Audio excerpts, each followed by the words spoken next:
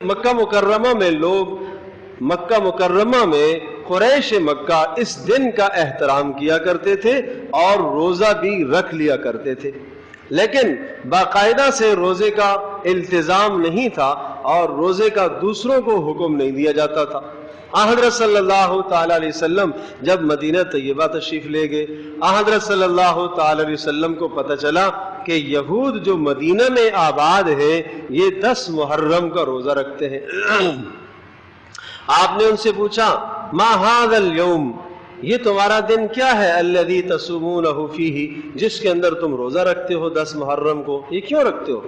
انہوں نے کہا ھذا یوم عظیم، یہ ہمارے نزدیک ایک بڑی عظمت والا دن ہے۔ انجى اللہ موسیٰ وقومہ فیہ، اللہ پاک نے حضرت موسیٰ علیہ السلام کو اور موسیٰ علیہ السلام کی قوم کو اس دن یعنی 10 محرم کو نجات عطا فرمائی۔ وغرق فرعون وقومہ، اور اللہ پاک نے فرعون اور اس کی قوم کو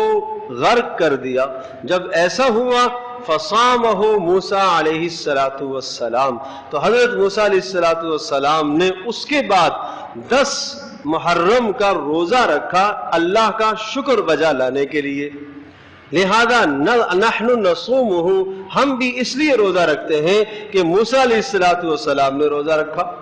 رسول پاک صلی اللہ تعالی علیہ وسلم نے ارشاد فرمایا نحن احق بموسیٰ و اولا منکم، ہم تم سے زیادہ موسیٰ علیہ السلام کی تعظیم کرنے والے ہیں اور ان کا احترام کرنے والے ہیں، لہذا ہم بھی 10 محرم کا روزہ رکھیں گے۔ اور تیسری بات جو اس حدیث سے سمجھ میں آتی ہے وہ یہ کہ رسول اکرم صلی اللہ تعالی علیہ وسلم نے جب یہ اعلان فرما دیا کہ ہم موسیٰ علیہ السلام کی تعظیم اور موسیٰ علیہ السلام کا احترام کرنے کے زیادہ لائق ہیں، لہذا ہم 10 محرم کو روزہ رکھیں گے، اور حضرت صلی اللہ تعالی وسلم نے 10 محرم کو روزہ رکھنے کا اہتمام فرمایا۔ اور یہ مدینہ منورہ میں 10 محرم کے روزے کا اہتمام رہا اور چلتا رہا۔ حضرت عبداللہ ابن عباس رضی اللہ تعالی عنہما سے روایت ہے، وہ ارشاد فرماتے ہیں ہم نے رسول اکرم صلی اللہ علیہ وسلم سے یہ درخواست کی، اے اللہ کے رسول، یہ جو 10 محرم کا دن ہے یہ یہودیوں کے یہاں یہ تہوار والا دن ہے، اور اس دن کو وہ اپنے لیے تہوار کا دن مانتے ہیں اور اس کی تعظیم کرتے ہیں۔ کہیں ایسا تو نہیں ہے کہ اگر ہم 10 محرم کا روزہ رکھیں اس روزہ رکھنے کی وجہ سے یہودیوں کے ساتھ شباہت لازم آ جائے، مشابہت لازم ہو جائے؟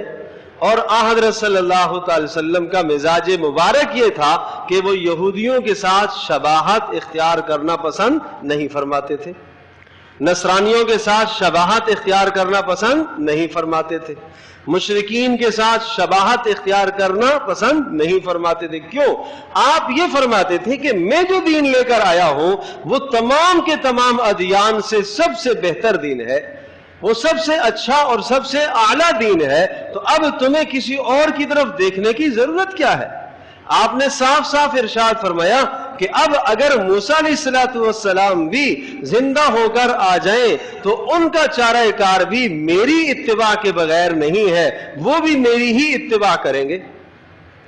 تو جب بات یہ ہے کہ اللہ نے جو مجھے دین دیا ہے وہ تمام کے تمام ادیان سے افضل ہے، جو طریقہ آپ نے بتایا وہ تمام طریقوں سے افضل، جو معاشرت آپ نے عطا فرمائی وہ معاشرت تمام معاشرتی زندگیوں سے افضل، جو سیاسی زندگی آپ نے عطا فرمائی وہ تمام کے تمام سیاسی اصولوں سے افضل، اور جو آئلی قوانین آپ نے عطا فرمائے وہ تمام کے تمام آئلی قوانین سے افضل۔ غرض یہ کہ زندگی کا ہر شعبہ جو آپ دے کر گئے ہیں وہ تمام کے تمام ادیان سے، تمام طریقوں سے، تمام راستوں سے افضل، تو پھر یہ امتی کسی اور کی طرف کیوں دیکھے؟ پھر یہ کسی اور کی طرف کیوں دیکھے؟ اس لیے آپ علیہ السلام کو یہ عمل پسند نہیں تھا، آپ اس پر سخت ناراض ہوتے تھے۔ تو تیسری بات یہ عرض کر رہا تھا کہ حضرت صلی اللہ علیہ وسلم نے روزہ رکھا اور صحابہ کرام رضی اللہ عنہم اجمعین نے کہا اللہ کے رسول اس دن تو یہود بڑا تعظیم والا دن اس کو سمجھتے ہیں اور آپ نے روزہ رکھا ہے، کہیں ان کے ساتھ شباہت تو نہیں ہے؟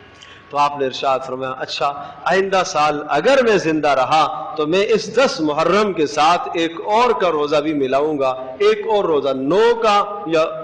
11 کا میں روزہ رکھوں گا۔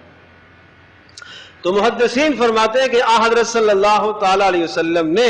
اپنی تمنا اور ایک راہ ظاہر فرما دی اور ایک راستہ آپ نے بتا دیا، رہنمائی آپ نے کر دی۔ آئندہ سال پھر محرم کا مہینہ آیا نہیں، آپ علیہ السلام اس سے پہلے ہی دنیا سے پردہ فرما گئے، یعنی محرم تھا، پھر ربیع الاول اور سفر ربیع الاول، اور ربیع الاول میں آپ علیہ السلام کا وصال ہو گیا، اور آئندہ سال پھر محرم کا مہینہ آپ کو ملا نہیں، لیکن صحابہ اکرام رضی اللہ عنہم اجمعین کا یہ معمول بن گیا، آپ کی تمنا اور چاہت یہی تھی اور آپ نے رہنمائی فرما دی، تو ان کا یہ معمول بن گیا کہ وہ 9 اور 10 یا 10 اور 11 کو روزہ رکھا کرتے تھے، 2 روزے محرم کے رکھا کرتے تھے۔ تو 10 کے ساتھ ایک اور روزہ ملا لیا کرتے تھے، یا 9 کا ملا لیتے تھے اور یا کبھی 11 کا ملا لیتے تھے۔ تو آپ نے اس 10 محرم کے روزے کے متعلق یہ ارشاد فرمایا کہ جو آدمی 10 محرم کا روزہ رکھے گا، مجھے امید ہے کہ اللہ تبارک تعالیٰ اس کے اس روزے کو 1 سال کے گناہوں کا کفارہ بنا دے گا۔ تو بھئی اس کا التزام کرنا چاہیے، اس کا اہتمام کرنا چاہیے ہمیں۔ باقی یہ کہ اگر کوئی آدمی نہیں رکھ سکتا، 9 کو نہیں رکھ سکتا، صرف 10 کا اس نے رکھا ہے، اور 11 کا نہیں رکھ سکتا، صرف 10 کا اس نے رکھا ہے، تو علماء نے لکھا ہے جب بھی اس کے لیے گنجائش ہے وہ خلاف شرع نہیں کہلائے گا۔ اگر صرف 10 کا رکھتا ہے تب بھی ٹھیک ہے، کسی نہ کسی درجے میں حضرت صلی اللہ علیہ وسلم کی اتباع ہو جائے گی۔ تو نبی علیہ الصلوۃ والسلام سے اس دن یہ عمل ثابت ہے، بس 10 محرم کا یہ عمل ثابت ہے روزے کا۔